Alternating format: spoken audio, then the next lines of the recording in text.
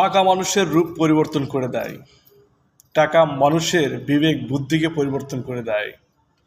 আজ যে টাকার অহংকারে তুমি চলাফেরা করতেছো, নিজের আত্মীয় স্বজনদের থেকে মুখ ফিরে নিয়েছো, মাথায় রাখবা এই ধন সম্পদ শুধুমাত্র ক্ষণস্থায়ী, চিরস্থায়ী না। আজকে আছে, কালকে নাও থাকতে পারে। আজকে যে টাকা সম্পদের জন্য তুমি নিজের আত্মীয় স্বজন থেকে দূরে চলে গেলে, মনে রাখবা টাকা পয়সা দিয়ে কখনো আত্মীয় স্বজন তৈরি করা যায় না। টাকা পয়সার জন্য হয়তোবা তোমার কাছে গুটি কয়েকটা লোক খুবই সুসম্পর্ক গড়ে উঠবে, তবে এটা মাথায় রাখবা যেদিন টাকা ফুরিয়ে যাবে সে সাথে ফুরিয়ে যাবে তোমার পাশে থাকে সেসব লোকগুলা।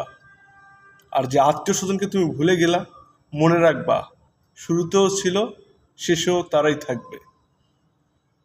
যারা রক্তের সম্পর্ক তারা কখনো মুখ ফিরিয়ে নেয় না। অহংকারে তুমি ভুলে গেছো, কিন্তু তারা কিন্তু ভুলবে না। টাকা দিয়ে পৃথিবীর সব কিছু হয় না। আজকে টাকা আছে, বাহাদুরি আছে, কালকে নাই, তো আর বাহাদুরি কমে গেছে। কিন্তু সম্পর্ক, অটুট বন্ধন, এটা টাকা ছাড়াও হয়, টাকা দিয়েও হয়। আত্মার আত্মীয়।